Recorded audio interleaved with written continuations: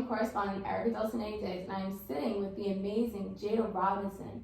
Wow, what an honor to be sitting in front of a two-time Silver Glove champion, U.S. National Junior Olympic champion, an elite National Silver Glove champion. She was named the best female fighter at the 2019 Junior Olympics. Out of 16, she brought those babies home to Troy. Yes. Jeez Louise. Ladies and gentlemen, so I'm going to give a warm welcome to Jadah Robinson. How are you doing today? How are you? I'm good. So at 11 years old, you won the 2017 National Junior Olympic Championship. Yes, it was a great experience. We headed out to West Virginia, nice and hot. The training was amazing. Meeting new people and seeing people and the fights, seeing how the rings work and the bells and stuff like that. It was just great. So how did you first get into boxing? When my godfather William Tibbs took me into the Omen Street boxing gym when I was 8 years old.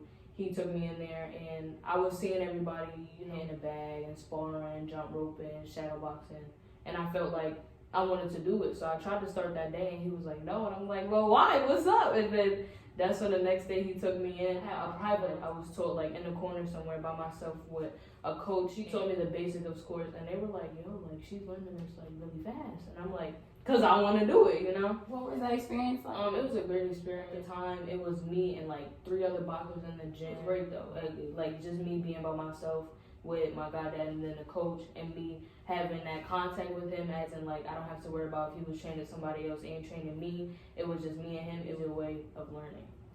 Okay. And there are so many sports to choose from, such as volleyball, track, soccer, cheerleading. However, you chose boxing. Please tell me why. I chose boxing because I think, well, one, I like traveling around the world. I love the traveling, love meeting the new people. And 2, I feel like I would stand out more because everybody can cheerlead or everybody can play volleyball, everybody can do that and this, but I felt like if I was a boxer, then I would stand out differently because of the different medals we get, the different awards we get, and the privileges we get. And what kind of privileges? The privileges as in tickets to fly out somewhere. When they pay for gas when you gotta drive. When they pay for the hotels and the hotel rooms for you, like just stuff like that. Okay, and how has boxing impacted your life for the better? It definitely taught me discipline, like with school, or if somebody ever tries to test me or is pushing my buttons. It definitely taught me the discipline to be able to walk away from it and not instigate and make things bigger than what it already was. Okay, and what was it like learning that power? I feel like it was easy, but hard at the same time. The easy part as in me being able to walk away with no hesitation, not worried about if anybody's gonna try to do something to me while I'm walking away. And it was hard because it's like they're talking about me, they're constantly pushing my buttons, and I want to do something about it. But the discipline part, awakens in me, and it's like, don't do it, just walk away from it. What did the Mike Tyson fight mean to you? Because everyone in our community has been watching it and was raving and ranting about it. What did it mean for you? Well, for me, it was an expedition, as in both of them won. So it wasn't a winner, wasn't a loser. They were both winners. In their prime, I feel like that would have been a good fight as well. But even them now, I feel like it was an amazing fight to see them come from not boxing at all, but to living their lives after they retired and stuff like that, to come and be their age and get in a ring and perform how they performed. It was just amazing, and I loved how they performed and what they looked like. Do you foresee yourself ever doing that? Because I see you going places, girl. You've already went somewhere, but I see you skyrocketing. Thank you, yes. I feel like, I definitely would come out of my little safe haven after I'm retired and just show them like I still got it. I'm an OG now, so don't mess with me too much. Alright, so what is it like being a young black girl involved in a predominantly male sport? And what are some of the challenges you may face? Well, being a girl, one thing is just hard because it's a male-dominated sport. It's all about males. When is this male fighting? When is that male fighting? It's never about, when is this female fighting? When is that female fighting? And I feel like we're not acknowledged enough. So me just being a female on the first hand it's just different, And then being black is different as well because it's like people look at you different as in your skin tone or how you may fight or how you may dress to fight or how you may dress coming to the fight. And it's just people judge you before they know like what you're coming to do or how you're coming to do it. Judging a book by its cover. Yes. Okay. And So you've been featured in Sports Illustrated and Slugfest Magazine. And wow, you're so young. How does that make you feel to accomplish that at such a young age? Well, I had actually got the information that I was in the Slugfest magazine when I was in school. My mom texted me and she was like, Jadah, da-da-da. And I'm like, really? I'm like, oh. So I'm in gym. I'm in my gym class and my friends are like, what happened? I'm like, I was featured in a magazine. And it was like, yo, that's crazy. That's dope. I'm like, yo, this is fire. So I got home. My mom was showing me the article and what they had wrote up about me. And I was so surprised and proud of myself because it's like, I'm at this age and I'm doing better than a lot of older people. Where do you train? I train in Valencia right now. Prior to that, I was training in the Albany Correctional boxing gyms due to some, things about me being a female and about me being the only female came up, so switch had to be made. Okay, and what does your gym mean to the Capital Region? It means a lot, but then again, it's like, we're like a gym where it's just us, as in like, people can come, but then again, it's just a gym for our boxing team and, for us to train and for us to have spar sessions and work out and stuff like that. For us, for our privacy, because a lot of people are able to look at what you're doing or see how you're training when you're out in the open. Okay.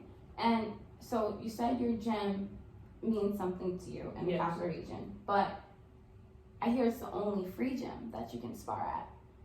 Yes, because most gyms, like, you gotta pay to go in and stuff like that. Just like with a Planet Fitness or a different workout center, just like that, you have to pay for like a month or every month and stuff like that. But with the free gym, I'm able to go in whenever I feel I need to, or whenever there's a fight, or whenever I just out of bed and go have a workout. I'm able to go in with no hesitation, no trying to pull money out my pocket. I can just go in and do what I need to do. Right. Okay, and why is boxing important to the Black community? I feel like it's important because a lot of us are on the streets and in the gangs and not doing what we're capable of doing. I feel like a lot of us are capable of doing so much, but it's never shown because we're doing something we're not supposed to be. So what we're not supposed to be doing is showing more than what we can do and what we're supposed to be doing. So I feel like if a lot of us were to just get off the streets and stop saying we were in gangs or stop being in a gang to do something that we're capable of, like playing basketball, boxing, anything, it'll just make things a little bit better than what it is. Productivity. Yes. Now, I'm going to sound like a mom, but because mom's sitting right there, But It's okay. how do you keep up with school with, in balance between the two? Well, school comes first, most definitely. My trainer Samuel Bunchy definitely makes sure that my grades are up there because, if your grades aren't up there, don't come to the gym. Get that work done, don't come try to work out. You need to get your work done, So it's definitely where I come in is like, let me do my work first and then go train. So it's never like, let me train and then do my work. It's always opposite. That's right. School, then training. All right. And do you have any events coming up? Due to COVID, no. But trying to, kind of go back to normal. They're trying to close things down again. Yes. And the time that it's supposed to come, it'll come. I feel like it'll come back and it'll take its time. And people in like the gyms and the referees and the people who run everything will be able to make things slow, take their time, and let everything just go back to normal. And how has COVID affected your boxing? It didn't really, because as you can see, I have my home gym. My mom has provided me with things to make sure that I didn't stop working out. Because I always, when the gyms are open, I always worked out twice. Like I would come from school, go to the gym, and then come home and work out. So I always had an advantage from other fighters, as in being able to come home and hit the bag. It was just hitting the bag at the gym. To be able to run on the treadmill was just run at the treadmill at the gym. And then I feel like also just being outside, being able to shadow box and run is just at least a workout that can be done to keep you sharp, to keep you, still in shape and keep your stamina up and keep your skills up and stuff like that. The COVID-19, it closes a lot of stuff, and because there's precautions, Yes.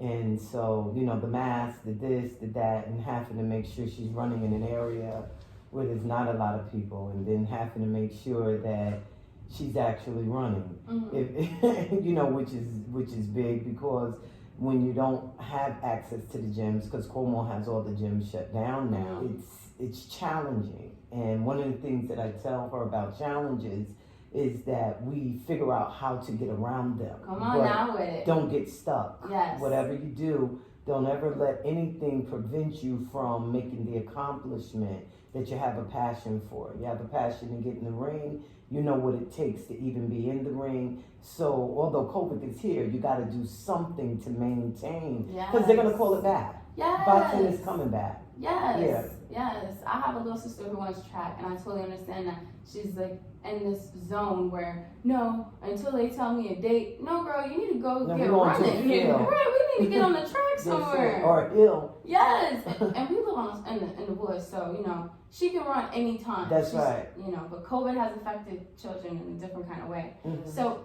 what is it like to have a voice within the political field at such a young age? I feel like when young people stand out to like the older community and to other young people, I feel like we have a bigger voice, as in like an adult can say one thing and it'll like rub off a shoulder, but if a kid says something, they actually pay attention and try to seek out what we're saying, because you know we're kids, you know, you always want to listen to what a kid has to say. So I feel like me being a kid and me being able to be on a platform that I have been on, be able to see people and meet people that I have seen and met, I feel like my words have actually been sunk into people, and it actually made a change, or made somebody change the way they do things, or made somebody change the way they look at things. I just feel like it impacted a whole bunch of people. And how does that make you feel?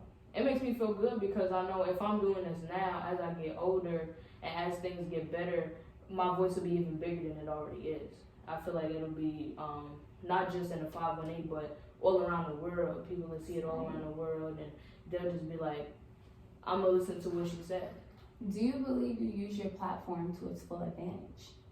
Yes, I do. I feel like if now that I'm using my platform how I'm using it, I feel like my platform has given me the power to just inspire people, just to make people feel better about themselves. Like sometimes people is just sitting on their couch and then like they can see me or anybody else, you know, and like I'm gonna get up today, you know, I'm gonna do this today. In part one of a 2-part segment with Jadah Robinson, I spoke with this wonderful young lady, and I hope you come back.